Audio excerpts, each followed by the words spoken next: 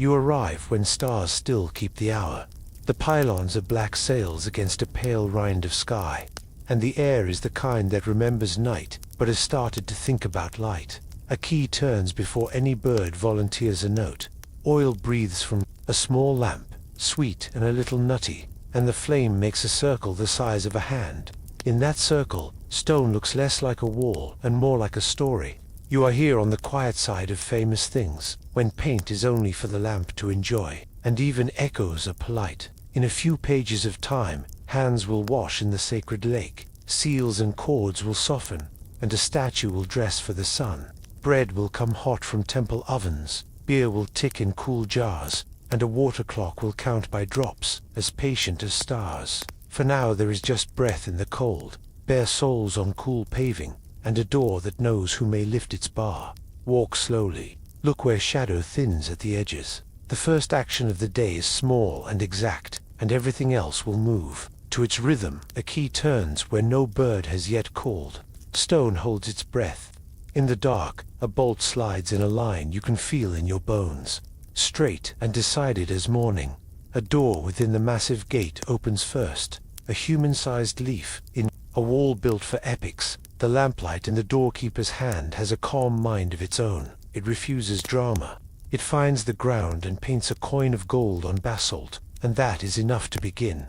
You step across it, soft-footed, because every footfall this early is a sentence someone else will have to read. Coolness climbs the skin, clean and old. The pylons are not just outlines now, but faces, with reliefs that keep their colors low until the sun permits their bravado. It is not empty, it is orderly. A pair of attendants, the kind the texts call pure. The kind whose day begins with water and ends with ash, move past you like grammar in white linen. Their heads are shaved smooth under the cloth, their sandals looped in hand, their feet as quiet as thought.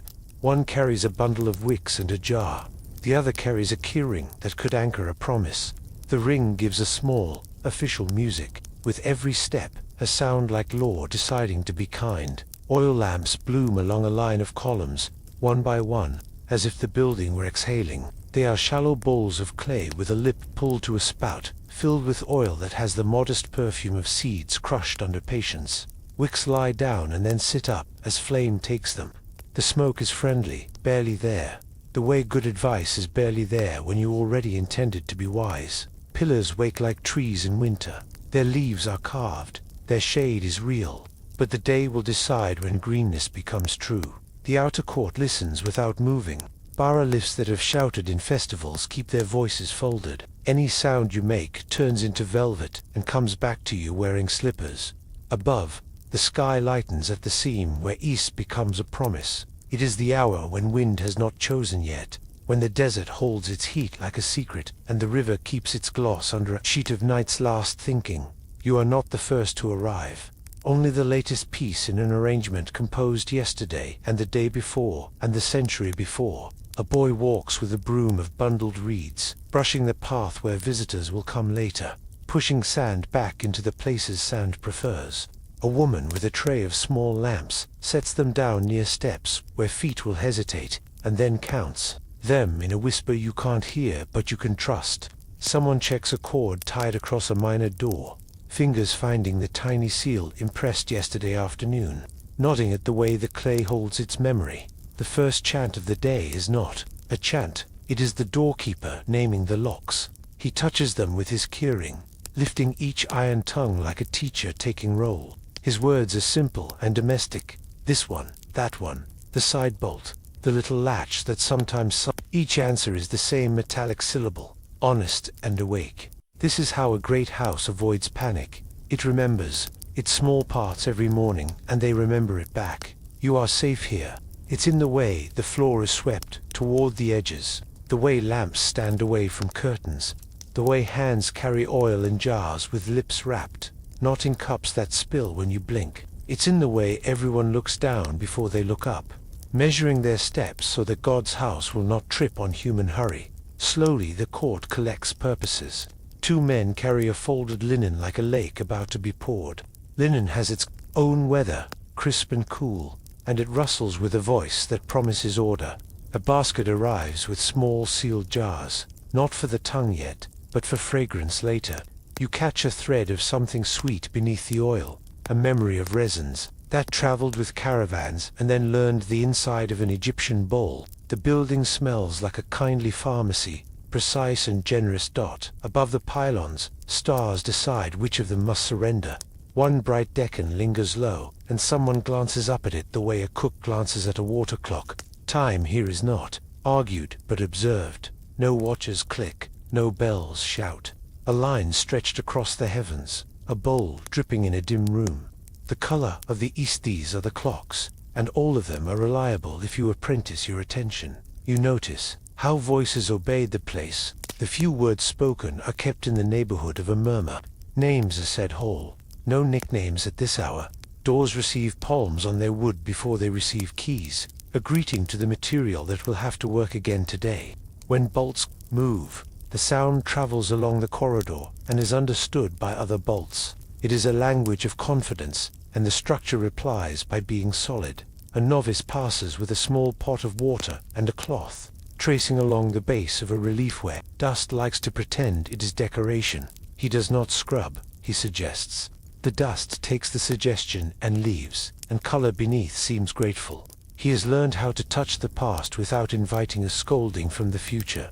It is a useful art, and he practices it with the shy pride of someone who once spilled and now does not. The eastern edge of sky grows the color of a good apricot. Shadows become neat.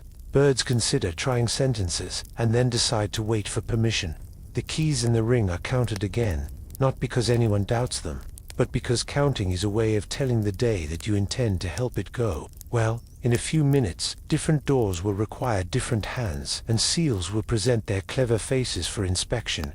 That is, for later in the corridor. You stand in the court where air moves. Between pillars, the breeze remembers the river and brings a cool page to your skin. Sand skims, not enough to scratch, just enough to say the desert is a neighbor who minds its own business. The lamps along the colonnade agree on a steady flame and hold it without trembling. The building's pulse is easy to hear now. If you listen with your shoulders open, look, lift, nod, the day will get louder, but it will never shout. Farmers will bring what the temple has asked for.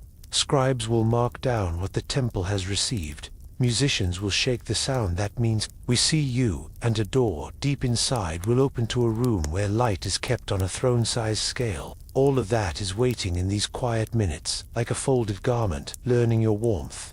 Someone gestures, gentle and precise. The inner procession few, focused, carrying the tools that make actions become rights moves, toward the far side of the court. You fall in behind, feeling the sand choose the small of your foot, and then let it go. The pylons step aside. The columns form a corridor of shade that is also permission. The water isn't black, it's blue, remembering how to be blue. The sacred lake holds stars the way a careful hand holds beads, and when the first breeze walks across it, the constellations wobble like thoughts changing their minds. Something small touches your ankle, just a lick of cool, and you discover that calm has temperature. You step down the broad stairs. 2 levels, and pause where the stone meets the water, as if stone were introducing you. The lake is lower than the court, contained by masonry that has known centuries of feet, and yet looks newly persuaded to be flat. Along the coping lie little bowls and a pair of palm fiber towels. Practical things refuse to be shy here. A priest sets the lamp in a niche that once held a flower. The flame behaves as if it has studied good manners. Its circle of light does not intrude on the lake's delicate astronomy. This hour is for undoing dust and remembering intention. In the practical sense, washed, shaven, and linen will serve close to the inner room, so they start with water. You kneel and cup your hands. The surface flexes as if it were breathing under your palms. Water climbs your wrists and then retreats, leaving its cool signature.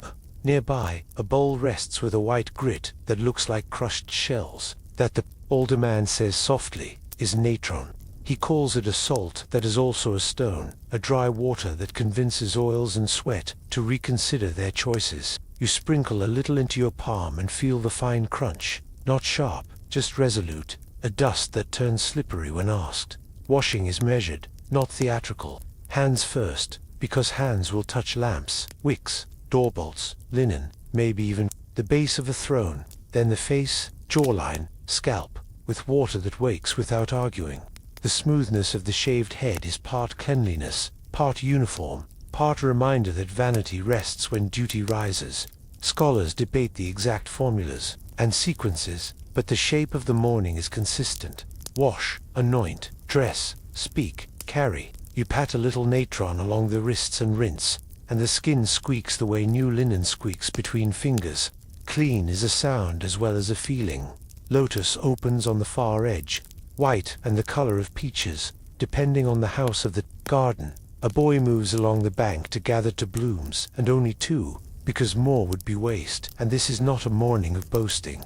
He places them in a reed tray lined with damp cloth, assigns them to the care of his own alertness, and stands straighter as if flowers added height. The lake gives back his reflection and keeps it, slightly bent, like a friend who hears your words and sends them back kinder. You notice the architecture of privacy. The lake is open to sky, but bounded by colonnades that make the air feel curated. You can see the pylons from here, but they do not stare. The city is somewhere else. The river is 2 lanes away in the map of this complex, and yet you can hear both, as Rumazor's far off. A cart's gentle fraction of sound. Sandals in the waking streets. The sacred area filters noise the way. Woven reed filters silt. This is engineering that both bodies and beliefs appreciate. An attendant gestures toward a small jar. Oil with a faint sweetness lives inside. A minimal perfume that says present without saying opinion. A fingertip's worth on the temples. A little at the wrists. A quiet line along the collar hollow. This is less about scent and more about sealing the clean skin against dust, like a clear varnish on wood. The cloth that follows is linen, cool. From the basket, folded in logical squares that promise it will behave when handled. You help lay it across an arm with 2 fingers spread, the way you were shown moments ago. Linen has a memory and rewards gentleness. It will meet the day without scolding if you treat it now with precision. On these stairs, humility is a tool, not a mood. You watch a senior priest wash a second time without fuss, because a stray grain of sand did what grains do. He smiles at the inconvenience, not to show piety, but to keep the room's temperature right. Another checks the edge of his shaven scalp with 3 thoughtful strokes, then rinses the blade in a bowl that will be emptied and refilled. Implements here are assistants with names. They are not taken for granted, and they are not treated as relics. They are simply kept honest. You glance at the sky. The eastern strip has thinned into silver. Stars are retreating down the invisible stairs you just used. A Deccan star still hovers where the water seems to drink it. Someone tilts a head that way, as if conferring with an expert. Time is measured by attention. A water clock in a nearby chamber contributes its opinion, drop by measured drop. Here at the lake, ripples come from hands and leave as wider circles, which is another kind of clock. The day is almost ready. The house is ahead of it by the necessary handful of minutes. The small details would not fill a hymn, yet they carry a room full of purpose. A towel pressed into another's hands at the exact moment the chill bites. Sandals placed to one side so soles will touch clean steps. A bowl of natron scooped and then covered against dew. The words spoken are few and shaped like work. Now, enough. Again. Good. A whisper of text touches the air once, and you sense it is the kind that greets gods with honor and invites them to enjoy being themselves. It is not a plea. It is hospitality. This is where any story about splendor meets the truth of maintenance. The gleam you will see later has a staff. The fragrance that will rise has a recipe and a steward with a ledger. The door that will open will do so because this morning's skin is clean. This morning's linen is fresh. This morning's hands understand their station. Clean is not about anxiety. It is about readiness. It tells the room, and the people in it, that whatever comes next will be done without apology. You wash again, not because you doubt, but because repeating a calm action is a way to memorize calm. The water accepts you. The breeze accepts you. The painted walls nearby seem to approve, their figures holding trays of offerings and symbols of order, as if to remind you that service is a kind of architecture. You take the towel and press it, gently along forearms and shoulders. The cloth leaves a neatness behind, a temperature that feels like permission. Linen folds back upon itself. corners aligned like the thoughts of someone with a deadline and a good plan. The lamp in the niche shows a smaller flame than before. It has reached its steady part. The boy with the lotus adjusts his grip on the tray and looks at the nearest priest, who nods once. The nod means, you are part of the machinery of grace. Do what you have practiced and do not invent. His face adjusts into the seriousness that lets hands be clever, not hearts be heavy. You consider the usefulness of that expression and borrow it for the next hour. Around the lake's edges, inscriptions speak a language you do not read, but somehow understand. They are patient about duty. They praise the order that lets boats arrive and cows be counted and bread be raised. The temple is a city in a city, as you will learn more fully. And the lake is both mirror and well, reflecting a sky and feeding. A routine. It is pleasant that sacred things can be this straightforward. It makes the world easier to believe in. Your feet find dry stone. A priest brushes a last bead of water from your wrist with a motion so light, it feels like punctuation. Clean linen settles over shoulders and answers the skin with its cool grammar. The smell of oil is present again, a promise of cedar and resin. That will make sense deeper in the house. You fall in behind the keyring and the hands that carry seals. And the lake releases your reflection to the sky, as if sending a message ahead. The cords are asleep. The clay remembers the last warm hand that shaped it. The keyring in the doorkeeper's palm feels like a small moon with its own tidy gravity. You follow the lamp through a narrowing of columns where the floor grows cooler and the air chooses the word still. Here the house speaks in hinges and bolts. The corridor smells of sesame oil and clean dust. The walls inhale your footfalls and give back only the aftertaste. At the first inner door, the lamplight gathers the particulars. A cord threaded through drilled wooden tags.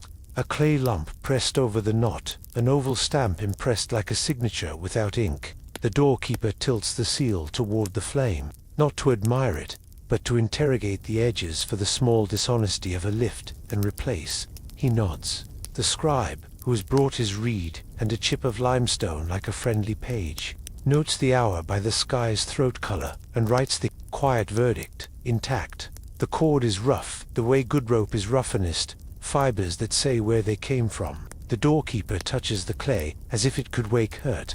It is cool and hard, yesterday turned into a pebble of law. He takes a thin blade and nicks the waist of the seal. It parts with a sound like a fig's skin. The cord slackens. The door waits. 2 hands then, one on the bar and one on the key. The bar is wood-old, dense, burnished by seasons of being lifted and laid. It comes up with cooperative weight. Beneath it lives a lock of the old Egyptian kind, a wooden housing with pins that drop into holes in a bolt. The key is a carved L with pegs of its own. It enters a slot, lifts the fall of pins, and asks the bolt if it would like to travel. The bolt considers, recognizes the arrangement, and slides with an echo you feel in your forearms. Air meets air. The room beyond is a little colder, as if it kept night on retainer. The lamp moves forward, and the door within the door lighter, human-scaled, opens to a passage where paint conserves its brilliance for those who will bother to come before dawn. A novice follows, carrying a small cup of water and 2 fresh lumps of clay wrapped in linen.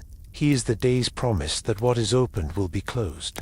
The clay in his bundle is future seals warming against his arm. A second doorway waits deeper in. One is more opinionated. 2 cords cross each, other like prudent neighbors, each with its own clay and its own stamp. Different owners, different responsibilities. Scholars debate the precise titles, but the principle is comfortingly clear. No one opens this alone. The doorkeeper lifts one seal toward the lamp. The scribe holds up yesterday's record to compare impressions the way a cook compares loaves. The scarab carved on the stamp has a scratch on the 3rd leg. The clay shows the same scratch. The other seal bears a cartouche's echo, not the royal kind, but the neat loop that holds the temple's name safe. The scribe writes again, to intact. Breaking is not violence here, it's punctuation. The clay parts, the cords loosen, and the weight of keeping gives way to the work of meeting. The lock within is kin to the last. Pins, patience, a wooden key that knows the choreography. As the bolt retreats, the sound goes along the corridor and returns as something like consent. You become aware of a small, careful ritual that belongs to the scribe alone. He touches the bare wood near the latch with the back of his finger, as if greeting a colleague who has done a long shift. On a shelf nearby rests a board with shallow, carved cups. In one cup sits a drop of oil to ease a sticky pin. In another, a pinch of fine grit to remind a willful bolt who owns the afternoon. There is a damp cloth for wiping, and another for drying, because wet wood tells stories later that doors do not enjoy. The inventory of keys hangs on a peg above, long, short, two with pegs replaced, one with a notch that saves you an argument if the slot is sulking. Each is tied with its own tag, each tag marked with a little picture that even a sleepy hand can read. Gate, shrine, store, lamp. Between doors, the scribe reads the wall aloud to himself, a brief list of containers and their guardians, the count of lamps that must be lit, the names of oils that must be present: cedar to please, myrrh to dignify, and unperfumed oil to keep, wick and bronze honest. He doesn't rush the words. Speaking them is part of making them true. Behind him, a young attendant pinches the fresh clay into smooth ovals, rolling them between palms until they give back a little warmth. Clay behaves better when it remembers hands.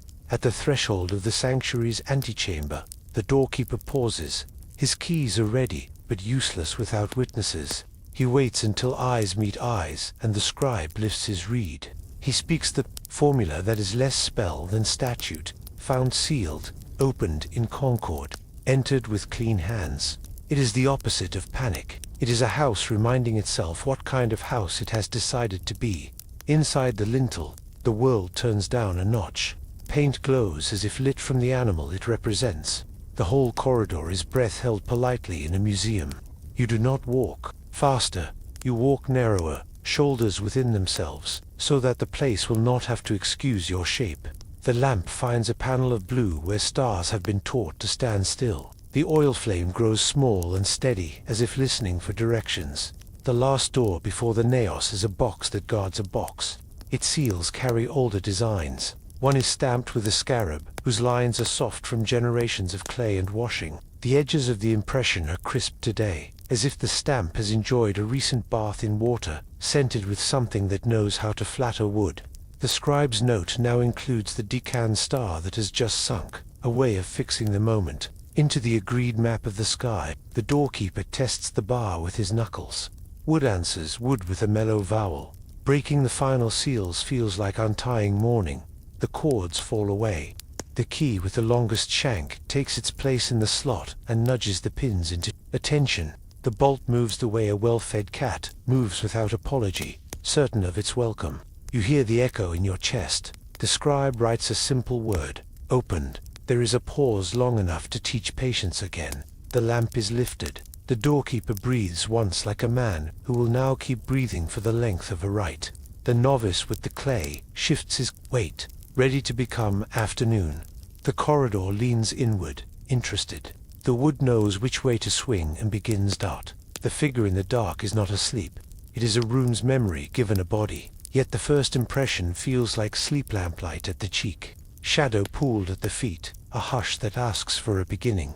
Then something small shifts. The wick steadies. The breath in the chamber agrees to be a little warmer, and you understand. The phrase attendants use when teaching novices we wake what already knows dawn. It sounds like poetry. It behaves like housekeeping with a better wardrobe. The door closes behind you with courtesy, keeping the world in its place while this one arranges itself. The naos is smaller than stories make it, and kinder. Walls lean inward, as if to keep the day from spilling. Paint glows in quiet colors, lapis that learned manners, gold that waits for the sun to speak first. The statue sits or stands on a low throne, depending on the house and the god and the fashion of the reign. In either case, the presence fills the space without crowding it. The face is not a mirror, it is a rule. You do not stare, you look at. The shoulder and the fold of garment carved to behave like linen, and then back at your own hands, which have work to do. Linen goes first to the floor, fresh mats laid where feet will pretend to stand. A small table comes near with the authority of a clerk. Bowls with water drawn from the sacred lake. A pinch of natron in a dish to persuade residue into memory rather than surface. Cloths folded with their corners aligned like good arguments. The senior attendant dips a cloth, wrings it with a practiced twist. and touches the carved brow in a gesture that is more greeting than washing. Scholars debate the exact order in different eras. The day's shape is consistent. Cleanse the face, the hands, the chest, the places where touch will follow. Each contact is light enough to avoid vanity and firm enough to be real. Oil makes a second alphabet on stone. Cedar opens first, a clean wood sweetness that says awake without saying busy. Then a softer myrrh writes dignity along the cheek and down the carved forearm. A little unperfumed oil smooths the surface where linen will ride. Not so much an offering as a courtesy to fabric. Somewhere further back in the chamber, a slow bowl of kifi begins to warm. Its recipe a patient choir of resins, wine, honey, and thyme. The air changes in a way that edits thought. Your shoulders drop by the width of a thumb. The room smells like a promise kept daily for centuries. Dressing a god is less like theater and more like folding weather. The new linen has been waiting, under a cover, cool and dry, with pleats trained the way a scribe trains lines. 2 attendants lift it, as if lifting calm.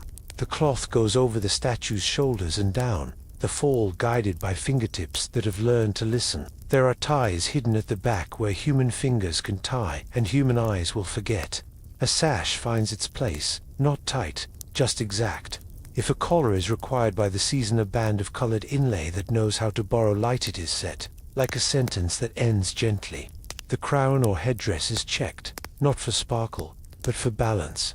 Nothing here must look as if it might fall. Gifts of food arrive with the steady logic of breakfast trays. Trained hands set down small loaves shaped like suns and crescents. Jars of beer cool from a shady room. Bowls of greens and figs and dates, and cooked dishes appropriate to the Dano drama. Just good kitchen sense. There will be more at festivals, fewer on ordinary mornings. Either way, the principle is constant.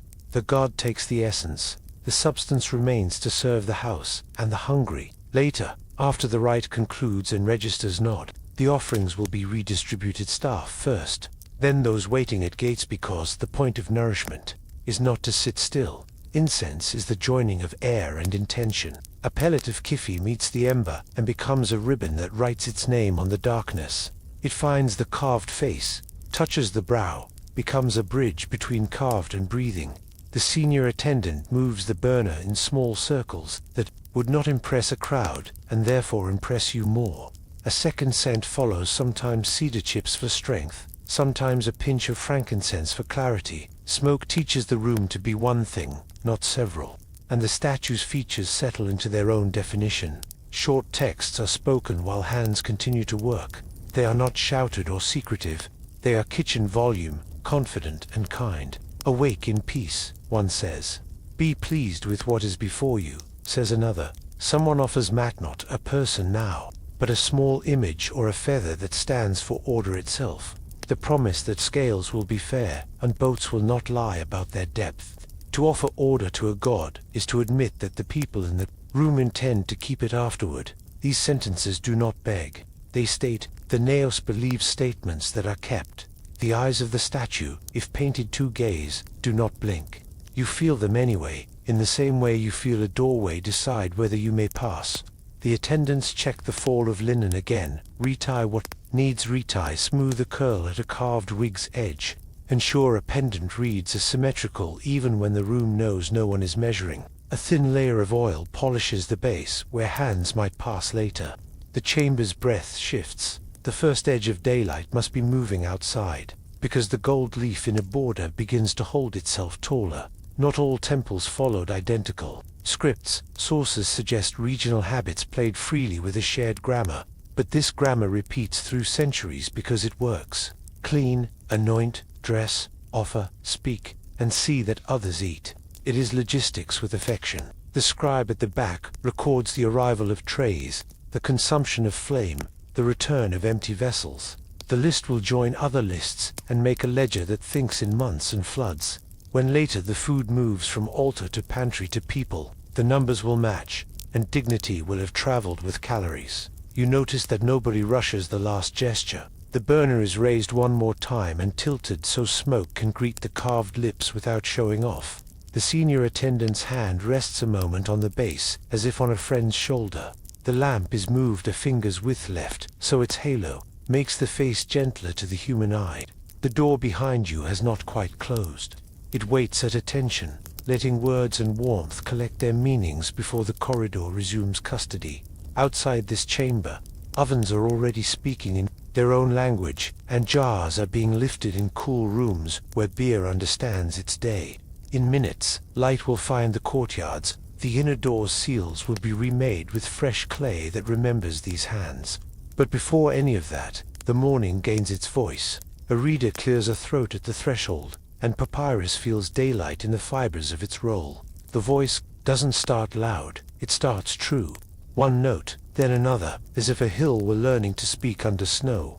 You'd think, if someone read a list of tools with this tone, the tools would work better. The reader lifts his head. The papyrus tilts. The room answers by becoming one thing. He is the kind of person who could make a market quiet just by saying the market's name. Clean linen, shaved head, a roll of text supported in both hands, so the words feel carried rather than handled. His breath is measured like geometry. His vowels are oil on stone. He does not look at the statue while he reads. He reads to the room and lets the room choose how to offer the sound onward. Sources suggest readers trained not only in words but in pacing, so that timing itself became a kind of offering. You can hear the training in the way he lands on a line, and does not bounce. The text is old enough to be young forever. It greets the god. It remembers the god's names. It praises order as if it were a neighbor who shares water without a fuss. Every sentence is a promise disguised as information. The lector's reed pointer taps the margin now and then to guide the tongue. The papyrus whispers when turned, a dry leaf, comfortable with being useful. You catch the grain of the script neat, balanced. The letter forms like rows of little lakes that will accept the same sky each time. A musician stands to the side with a sistrum, whose bronze loop is shaped like a gate, with bars that welcome. In her other hand rests ameno beads and counterweight against her shoulder. She does not intrude. She converses with silence. When the lector's phrase needs company, she shakes the sistrum once. It shivers the way sun on water shivers, not noisy, just persuasive. The sound lives for a moment in the hollows of the chamber, and then decides to stay. It carries a hint of bronze and a hint of daybreak, like a coin of light struck in the air, and spent immediately on attention. Words have work here beyond meaning. They are a rope from human to carved and back again. A refrain returns like a boat rounding the same bend in the river. Awake in peace, receive in peace, be pleased by order. The lector never performs, he serves. He lets the text's verbs do the lifting open. Give, receive, bless, and the room supplies the nouns. Incense and breath and listening make a grammar you cannot diagram, and do not need to. You are simply in it. You can sense the difference between loud and full. Full is what happens when voice finds the stone's resonant edge and leans there. Full is what happens when a temple that has heard this for centuries says, "Ah yes, that pitch," and gives something back.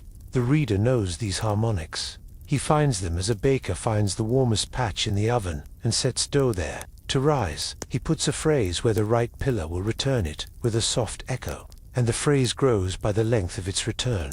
There is humor here too. Dry as natron and as kind. A novice, nervous with a second lamp, stands a finger too close to the scroll. The lector does not frown. He lowers his voice on a line about gentle light, and the novice hears the instruction without receiving it as scolding. The lamp retreats half a hand. The papyrus thanks everyone by not catching a thought it didn't ask for. Sometimes the lector's eyes leave the roll. He looks up, not at faces, but at the space between faces and statue. That is where words go to live. He shapes a syllable, with a longer final note, and you feel it cross that space. Step onto the low dais, and take a seat beside the offering table, like a companion who knows to speak with eyes, and not with voice. The musician answers with a single sistrum breath. Beads of the menat, touching lightly in a rhythm that says, "Yes, we heard you." The music's job is not to decorate, but to keep time safe. The sistrum is a fence that protects a garden called attention. Its tiny bells rattle out an enclosure that even stray thoughts respect. You realize you have not thought about anything that lives beyond the door since the first note began. If there are concerns in the town, they have politely taken numbers at the gate and will wait. The lector's text moves through sections that any maker of mornings would understand. Greeting, readiness, provision, thanks, pledge. He gives thanks for bread that will be served to mouths that chew. He gives thanks for beer that will cool the palate and steady the laborer in the day's heat. He pledges that measures will be honest. He mentions mat not as an ornament, but as the principle that keeps weights from lying and boats from forgetting their depth. You think of all the ink this house uses to record small facts, and the prayer feels like its living caption. The scroll is almost a living thing. It has weight in the hand. It has habits in how it curls and resists, and then eases.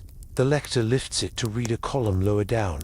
The fiber shows its rings in the lamplight, concentric as a tree's but faster, more human, a tree that learned to keep timing with water instead of rain. Once, the reed pointer slips, and the lector smiles. He says a line that means, essentially, every day we start again. And the pointer remembers its duty. Near the end, the words change temperature. They open the door to the world outside by mentioning fields, canals, and boats.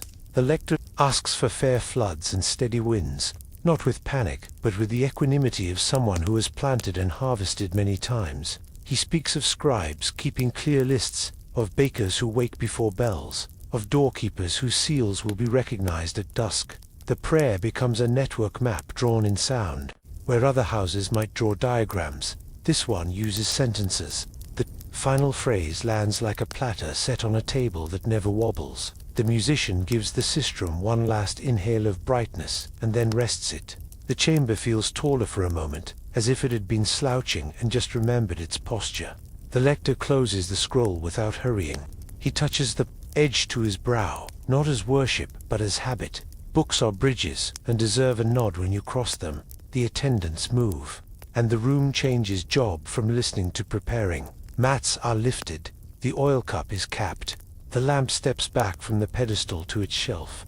The scribe at the rear scratches a note that is more like a sigh written down. You realize you have been holding your shoulders in the soft confidence of being in a place that knows what it is for. If you strain, you can hear something new, faint, outside the sanctum, a basket sliding across stone. The first grain poured, a jar's seal undone with the happy sound of law yielding to breakfast. Sound makes a path for your feet, the way scent makes a path for bees. The temple has had its words. Now it will have its motion. The temple is not just a temple. It is a city wearing quiet sandals. If you listen after the last echo of prayer, you can hear 1,000 small jobs choose their tools. You step from shadow into a court that now smells faintly of warm grain, and read mats in motion. Beyond the painted walls, a side door leads to an avenue that people outside rarely notice, the sort that prefers duty to parade.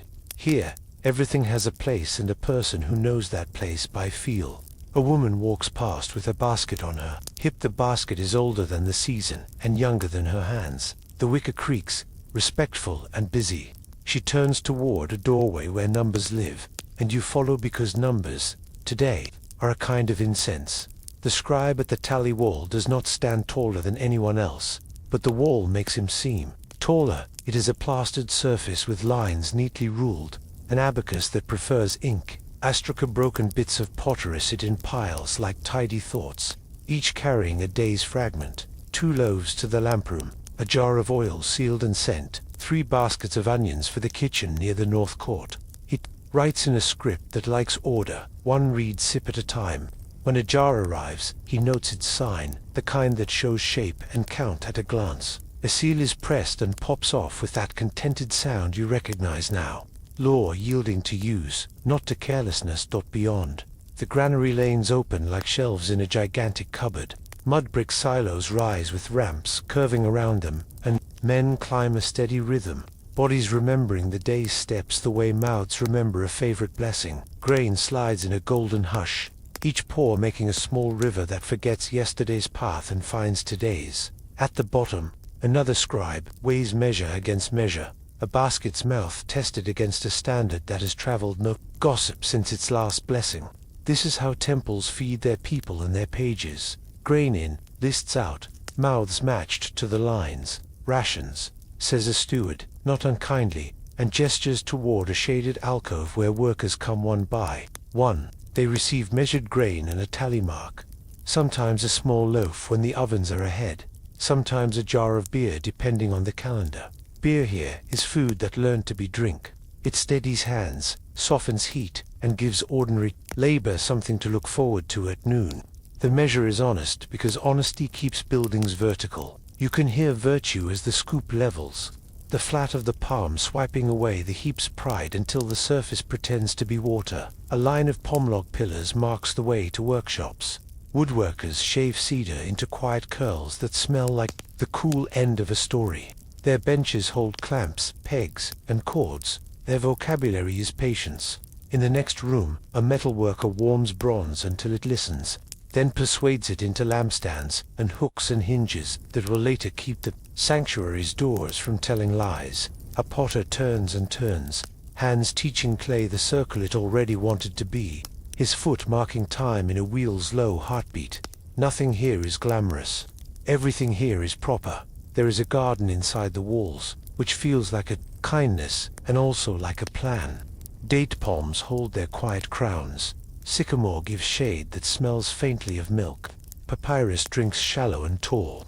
Beds of herbs grow in disciplined rows. Mint for coolness, thyme for courage, marjoram for dishes that can bear a little poetry. Women snip and bind, the leaves placed into baskets with damp cloth tucked around them, so the sun will not edit the recipes too harshly. The gardener waves at the water carriers, who sway under skins that have learned human timing. The carriers grin. They know the garden's gratitude will turn into perfume and flavor and good tempers. A brazier glows in a corner of the fragrance court. Not far from it, a sealed chest wakes to the presence of its keeper. He has keys and a ledger, and a voice that treats resins with the same respect as coin. When he opens the chest, the air admits myrrh and frankincense and a darker wine-slow sweetness from kiffy paste maturing in covered bowls. He slices off measured amounts with a blade that could carve law, and wraps them in leaves like modest gifts. Later, the paste will meet embers and write invisible sentences the statue will enjoy. For now, it is counted and covered and remembered. Delivery paths crisscross, as if drawn by a god with a ruler who enjoys mazes. A team brings bundles of linen from the weaving rooms, white horizon folded into squares. There is the smell of washing, of natron's pragmatism and sun-dried cloth, of a river's clean gossip dried into threads. Women who wove these lengths with fingers and weights and patience pass by without ceremony. Winter evenings made these mornings possible. You can see the thrift and pride in the seams. You notice how the temple keeps to faces, the quiet sanctum that greeted the sun, and this humming body that feeds it. The same hands that trimmed wicks will count loaves. The same mouths that spoke, order will enforce it with scale and seal and smile. Scholars debate head counts and budgets. The principle is uncontroversial. The temple manages land, fields, orchards. It employs gardeners, bakers, brewers, carpenters, scribes. It holds workshops, storehouses, treasuries, and kitchens. It pays rations in grain and beer according to rank and task. The effect is steadiness you can walk through. A runner arrives with news written in the ink of breath. A barge is docked at the quay outside the south gate, bringing jars from a town across the bend. The steward nods, as if hearing a proverb. He gestures. Men with shoulder pads and skill turn toward the gate. The jars will be rolled on their bellies, hugged at the waist with rope, coaxed onto sledges when needed, never dragged like enemies. Every jar carries a name on its shoulder, a seal on its mouth, a promise in its weight. The tally wall will speak to them. The yard will swallow them into order. Next door, in the brewery court, the air has begun to tell stories about barley. Someone stirs a mash in a wide vat. Someone else breaks cakes of sour bread into a churn of warm water. Someone tests with a cup and a look that could judge a festival. The beer will be young, clean, useful. It will go into jars that wear straws, collars, their mouths stopped with clay that knows the trick of letting gas escape without inviting dust to dinner. You watch as a vessel is capped. The plug seats with a soft pop, and a scribe marks the moment with a line that has no drama but a great deal of memory. Beyond. The bakeries are kind and hot, but you will see them properly in a moment. For now, your path leads you past a gate, where a doorkeeper sits with his keyring and his tablet.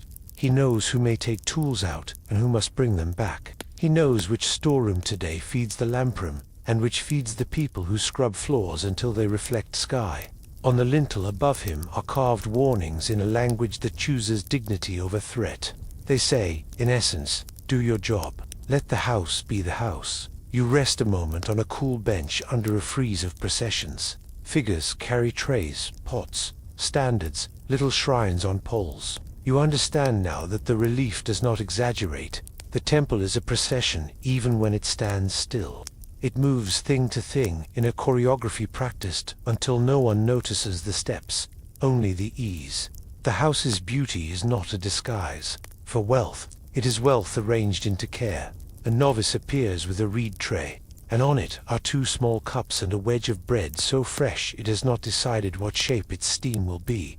He offers the cups with the careful pride of someone trusted. With heat, barley sweetness rests in one, water with a taste of its jar in the other. You drink and feel your body understand why this city wakes before dawn, because many mouths depend on the sun finding a house already ready to meet it. The steady labor here is like a quiet river under painted banks. It will keep on, whether anyone narrates it. But since you are here, you let your eyes take the long way across the court, past the piles of straw mats, the racks of ladles, the baskets of greens laid under damp cloth. You hear trays being stacked, lids lifted and replaced, the little pleasantries of breakfast, and feel the temple turn kindly toward feeding. The ovens speak before the sun. They don't roar. They confess warmth the way a cat confesses comfort. By existing in the right temperature, a peel slides into a mouth of brick, and the first loaf leaves a flower print on the bench like a cloud that decided to rest. Warm yeast air sits low in the bakery court, a kindness against the early cool. Quern stones turn in slow circles as if they were remembering old floods. 2 workers lean into the grind with a rhythm that belongs to shoulders, not clocks. Grain becomes meal. Meal becomes dough. Dough becomes a roomful of small decisions. Salt is pinched the way a promise is pinched just enough to hold shape. Oil brushes bowls to keep the dough from clinging like a toddler who hasn't learned goodbyes. Someone squeezes a lump and nods at its elasticity. This, more than omens, predicts the day. The dough is an instrument. Hands play it until it learns. Cooperation. Some loaves will go to trays that imitate the sun, round and honest. Some will be baked in molds for offerings, domes and cones that stack like little hills of mourning. Sources suggest forms varied by temple and occasion. What does not vary is the logic. Shape signals purpose, and a hand remembers each shape in a muscle alphabet. A senior baker presses a small stamp on a few, not to advertise, but to keep the ledger's language visible on the table. Marks travel better than gossip. Fuel is thrift, not drama. Dry palm fronds, tamarisk twigs, and offcuts from workshops feed the mouths, without asking the sky for more trees than it can spare. A boy tends coals at the oven's throat with the gravity of a banker. He trades embers between mouths so no corner feels poor. When a loaf is ready, it sounds ready. The bottom tapped against the peel returns a hollow that means steam has become story. The crust crackles as if explaining how heat edits water.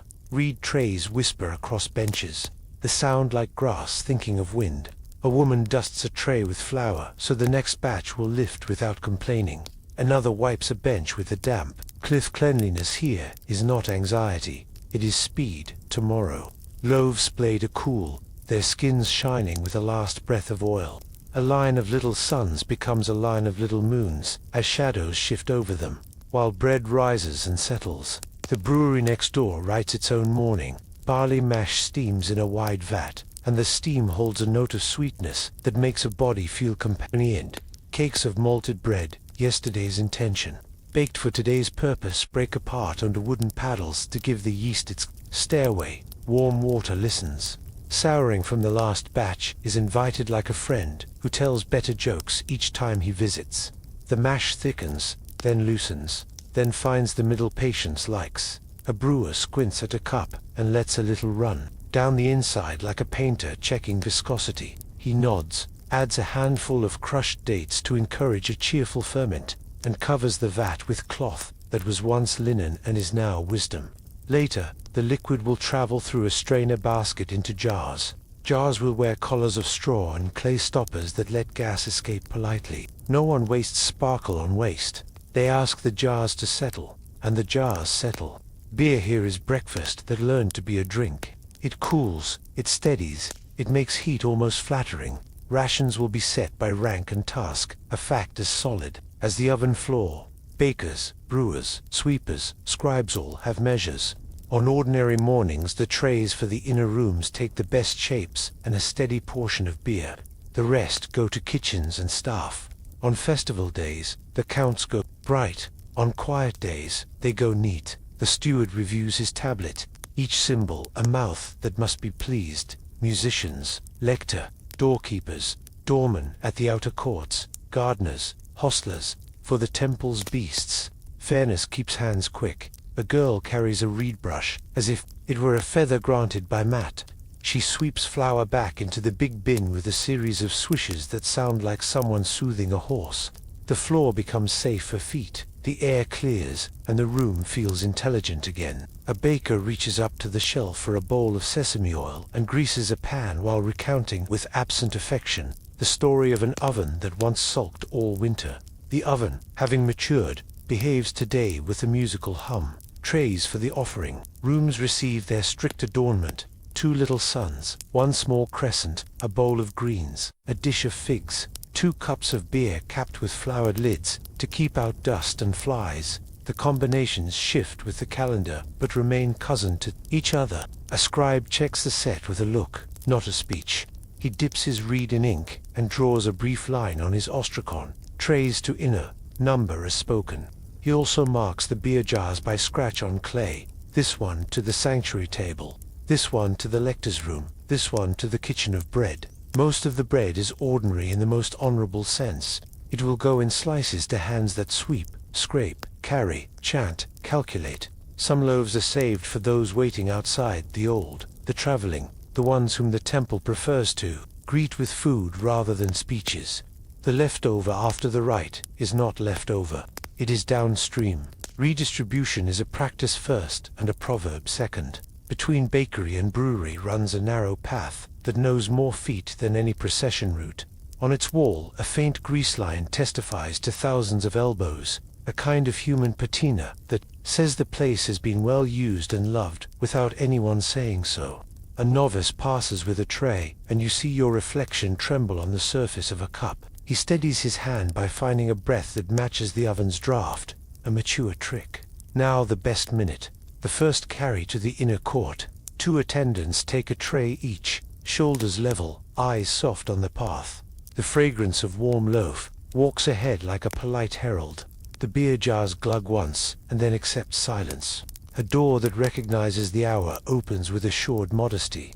Inside, the offerings will become language. Back in the bakery court, the next batches already understand their fate. A second kneading begins. A baby dozes in a sling while its mother slaps dough and sings a sneaky counting song that keeps the weights honest. The brewing cloth lifts for a breath of air and then drops back. Bubbles count in a script nobody writes. Down the place hums with the way work becomes rest when it is practiced and shared. You take a heel of bread at the steward's nod, and it proves a point. You did not need proved. Simple can be excellent. The crust tastes of sun multiplied by brick. The crumb tastes of field multiplied by hands. Beer follows like a small agreeable shadow. It holds enough sweetness to shake hands with the bitter, and enough patience to ride out the day. From somewhere beyond the wall comes a gift of cool, garden air that remembers water. It carries green promises leaf, flower, a distant idea of perfume. The bakers grin without looking up. They know the next court by its wake. You expect desert, and the temple answers with shade. You expect wind, and the garden answers with water, quiet enough to hear itself. Between walls that speak in stone, green makes another kind of sentence, soft and fluent, with leaves for vowels. A gate within the gate opens onto rows that chose order over bragging. Date palms lift their stories into the sky, tall and calm, their trunks patterned like patient arithmetic. Sycamores spread a cooler truth, generous shade falling in rectangles across the path. Papyrus gathers at the edge of channels, each stalk a column with a feathery thought on top. The air here remembers night better than the court did. Damp soil keeps it honest. When you kneel and press a palm to the ground, coolness rises like a polite greeting. It is impossible to be in a hurry while holding this temperature. The gardeners speak in a dialect of gesture. One checks the edge of a bed with the heel of his hand, judging moisture without needing devices. Another pinches the growing tips of mint, not cruelly, just persuasive, so that the plant will grow thicker and think in bushes instead of parades. A boy walks with 2 jars that clink like cousins. He waters near roots, not leaves, so the sun will find less to argue with later. Sources suggest gardens like this were more than ornament. They fed festivals, paced perfumes, trimmed the edges of drought with logic. You can read that purpose in the neat borders, in the reed-mat pathways that keep sandals from bruising tender earth, in the way every plant seems to know its ledger line. Lotus lies down in shallow basins and then sits up when it remembers to be a flower. White blooms carry their own daylight. Pink ones collect sunrise and pretend they made it themselves. A woman wades along the low ridge and chooses carefully to blossoms for the inner tray, buds for garlands that will open by noon. She crushes a petal between finger and thumb for the briefest second, and the air changes register. A clean sweetness, barely sugary, not shy, exactly right. The scent leaves as quickly as it arrived, which is part of the charm. It invites you to pay attention now rather than promise later. Herbs borrow seriousness from geometry. Oregano, thyme, marjoram and coriander keep their corners, their leaves, stitched along stems like tidy handwriting. Fennel holds little suns you can pinch and roll into aroma. Basil waits in a warmer bed, close to a wall that retains the sun's opinion through breakfast. The gardener's knife is small and intelligent, its blade learning the difference between harvest and harm. He cuts where growth will answer with gratitude. As he works, he tucks stems into a basket lined with damp cloth, a traveling shade that keeps flavor from turning into story too soon. Perfume begins here but finishes elsewhere. A path leads from the herb beds past a trellis of climbing flowers toward a court that knows fire in the helpful way. There, the perfumer keeps a table of copper bowls, mortar, and patient scales. Alabaster jars breathe cool nearby, empty but promising. She greets the basket with a nod, then lifts a stem and rubs it between her fingers, as if checking a coin against her memory. Myrrh will arrive from a chest, frankincense too, but today's green voices will braid into kifi, the old recipe that turns resins and wine and honey and herbs into quiet smoke. The heart can read. Scholars debate proportions and lists. All agree the work is slow. Slowness is the point. The mixture warms, stirs, rests, learns itself, becomes a paste with a gloss, like the top of a night river. When shaped into pellets, it will sleep under cloth until cold. Oil has its own booth, respectful as a clerk. Sesame and moringa, pressed and filtered, wait in stoppered jars. A small glaze of oil poured into a pan takes on the temper of whatever touches it. Crushed petals, ground cinnamon, a whisper of cardamom in seasons that allow it. Unction unguents, salves, bomb lives in this corner. Half kitchen, half apothecary. The perfumer knows when to close a lid and when to let a scent think itself out in air. She keeps wax for thickening, strips of linen for straining. Labels marked with crisp signs so that nothing wakes in the wrong room and embarrasses the morning. Garlands happen at a long bench under lattice shade. Fingers thread rope with stems and leaves, beginning with greenery that knows how to behave, then adding color like good punctuation. Lotus may sit at the center of a loop. Papyrus fans may repeat like commas. Small flowers, mandrakes, relatives, on a careful day, or just field blossoms when budgets advise prudence fill the spaces where the eye would otherwise do work. The cords are soft but dependable, spun from palm fiber that has learned to accept the weight of beauty. Finished loops rest on reed trays. Damp cloth folded over them like a blessing that doesn't need an audience. Water keeps the rhythm without raising its voice. Channels bring it from the sacred lake and from cisterns that sip the river at night. In one corner, a shadoof stands a pole and counterweight, humble and brilliant, its bucket kissing the water and rising as if climbing learned manners. The man who works it has a back that tells you this is his preferred gymnasium. He swings the pole, tips the bucket, gives the bed enough to believe in, and moves on. He hums. Consider this the first music invented for irrigation. Birds understand the market value of gardens. A hoopoe visits a stump and tilts its crown like a scholar considering a footnote. Doves accept the sycamore's hospitality with practiced gratitude. A cat flows along the base of a wall and pretends to be a shadow. Its eyes, full of calculations, occasionally blink approval at the human choreography. Everything here consumes, or is consumed with tact. Near the trellis, a stone table carries a low bowl of water where petals drift. Not everything is ingredient. Some things are reminder. The bowl holds sky for those who cannot leave their tasks to fetch it. A novice passes, dips fingers, touches the back of the neck, and becomes the temperature of patience. It is a small rite, not in any scroll, and yet you suspect it keeps hands steady when jars are heavy. The perfumer checks the kiffy again, tilts the bowl, watches the way the paste slides. She murmurs a line from a recipe that elders taught with both voice and example heat, until the fragrance finds its feet, then let it rest until the fragrance sits. Later, when a pinch meets ember, the room will seem larger without becoming louder. That is the alchemy she practices, space created by scent, time lowered by familiarity, nerves instructed by sweetness to remember their manners. Someone arrives from the bakery with a heel of bread as thanks, and the garden replies with a handful of mint to crush and slip into cups. Exchanges like this keep the temple's inner streets cheerful. Bread for basil, oil for lilies, a good story for a fresh reed pen. You taste the leaf, and it behaves like a window opening. Suddenly the path ahead feels shorter. Bundles abound, trays covered, jars stoppered, labels checked. The garden has become inventory without ceasing to be a refuge. Before the team lifts the garlands, the perfumer lays a finger on the top loop of one and straightens a single errant petal. It's not vanity, it's dignity. When you carry beauty into a serious room, it should be composed enough to relax others. As you leave, you look back. Sycamore shade keeps making squares. Papyrus hears the small gossip of wind and answers with polite applause. Lotus puts its face to the sun the way a guest puts a face to a door, opening prepared to be pleased. You keep the smell of crushed leaf on your thumb. It will walk with you until incense takes the conversation. At the court's edge, the steward waits with a tablet and a stylus, and his smile is the smile of someone whose happiness increases when columns add up. The garden has done its part. Now it is time for columns of another kind.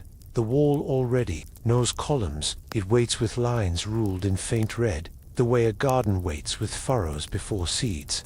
A basket nudges your hip as you enter, reed fibers purring against linen. Then you hear it, the small authority of a reed pen biting wet into plaster.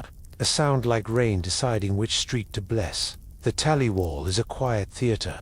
A scribe stands with a roll tucked under his arm and an ostrakon in his palm. The broken pottery shard turned into a page by the miracle of usefulness. Another scribe tends a low table where a sand shaker sits like a tame dune. He taps, and the sand salts fresh ink until it agrees not to wander. Between them, numbers become manners. Loaves are not simply loaves, they are marks in a column that remembers who will eat and who will bless. A porter arrives with a jar hugged at the belly by rope. The seal bears yesterday's impress, edges crisp, no mischief. The scribe warms the clay between thumb and forefinger, twists, listens for the satisfying sigh of promise kept, and notes the moment on an ostrakon beer, North Court, sealed, opened at the second lamp. He writes with black for the thing, read for the rule, the old color grammar that keeps pages polite. You lean closer and smell the iron tang of ink. The way river, water, and soot and gum become obedient. A second man comes with a basket that smells of palm and grain. He is the sort who counts by thumb without looking down. The basket slides onto the scale. The counterweight answers. The scribe nods and writes, barley, measure full, 4 oven 4. He drags his reed lightly along a margin to divide one thought from the next, and the scratch tells the wall to hold. The basket leaves, rope rasping, fiber dragging like a cat's tail along the bench. Numbers also speak of repairs. A steward points with the reeds uninked. End toward, a line half finished. Lamp room, hinge, refit, lintel in south passage, hairline, Pigments in third bay, dusting only. The scribe does not sigh. He enjoys lists in the same way bakers enjoy dough. He notes the tasks, then draws a tiny sign beside each hook, block. Feathersaw workers who read different scripts will still read the day. Sources suggest this mixture of writing and picture kept the whole house fluent. Near the doorway, junior scribe manages the tide of Astraca. He licks a reed, writes to brisk lines, to garlands, to inner court. Oil, cedar, measured, linen 30 spans, and sets the shard to dry under a sprinkle from the sandshaker. When the shard is full, he will file it by basket, not by philosophy, in a niche that remembers the week. Later, a clerk will copy essentials to papyrus for months that need more patient memory. The wall gets today. The roll gets the season. From a side passage, someone enters with damp footprints and a tablet of wax scored with lines, a messenger from the Nilometer. He touches brow, throat, palm in greeting and recites the morning's height. The scribe listens, as if accepting weather. Into a ledger, he writes the number, then writes the gloss that matters. Level steady. Rations as yesterday. Planning for festival remains sound. Scholars debate how temples weighted flood readings against budgets. The logic here is plain water level chooses work sizes, prayer schedules, and grain patience. The court will not panic if the river is polite. The doorkeeper of the storerooms presents a small bundle of fresh clay, still warm from the novice's palm. The scribe presses the official stamp once to test the impression. Scarab, wings, tiny legs, leg 3 with the familiar scratch. He smiles and sets the stamp down with care. When the sanctuary doors close at noon, these seals will become the house's memory of itself until tomorrow. The wall receives a note about seal allotment. 4 for Naos, 2 for Lamprum, 2 kept in reserve. Even clay has to line up. A woman from the weaving rooms lifts a folded linen and interrupts no one. The scribe glances. The steward nods. Linen measured, 30 spans. Hem, true. Stored, cool. He writes it and taps the sandshaker like a drummer, keeping time for ink. The linen smells of sun and natron and a hint of lotus. The page seems to get neater in its presence. You think, the temple's beauty rests on the success of this handwriting. The tallywall keeps its voice gentle even when it talks about people. Names appear with the fairness of a well-poured measure. Here is the musician's ration. Here is the lector's. Here are bakers and sweepers and the men who coax jars from boats without bruising either. A small note joins the column. Petitioners bench bread to buy one outer court. No horns are blown for the poor. Ink handles it with the same courtesy as bronze hinges. At the lower edge of the wall are lines that future you will love, a brief calendar of things too small for proclamation and too important to forget. Paint dusted in second court, day 5. Cedar oil restocked from chest B, Kiffy paste stirred, covered, left to consider. The phrasing pleases the scribe. Work, here, is never scolded. It is courted. He draws a check beside completed tasks. A gentle tika-bird footprint that says, "We saw, we did." Even debts behave with dignity. A merchant's mark appears beside a line that mentions reed baskets delivered last week. The scribe notes the payment. Half now, half at festival. A dot beside the second half keeps everyone honest without filing any teeth. He blots the dot, tips excess sand back into the shaker with a neat slide, and the dot remains, small and patient as a promise. A boy with strong back and careful feet arrives with a tray of used lamps. Their mouths are sooted, their bellies warm, their wicks slumped like satisfied workers. The scribe writes wicks to be cut, oil to be refreshed. 6-2 inner again, 4 to colonnade. He does not touch the lamps. That is another's craft. Still, the ink makes their path visible. This is what the house does best. It sketches motion and then lives it. Mid-morning light slides across the plaster and turns the red ruling lines, pale gold. The scribe looks up, weighs the page against the sky, and sets his reed in the jar. He stretches the fingers that have been trained to think steadily. Behind him, another clerk reads back the morning's entries in a low voice that edits nothing. The steward smiles because the totals feel like a balanced trade dot from across the court. A thread of fragrance finds youth of first fresh incense of the day, meeting cool air in a quiet handshake. Somewhere, a broom begins its song in measured strokes. A door answers with a polite hinge. The temple's arithmetic has concluded its first movement, and yielded to the softer division of chores. You step away from the tally wall with the pleasant sense that the day has been written into behaving. In the colonnade, figures move with brushes, cloths, and little ladders. Lamps blink as wicks are trimmed and set to rights.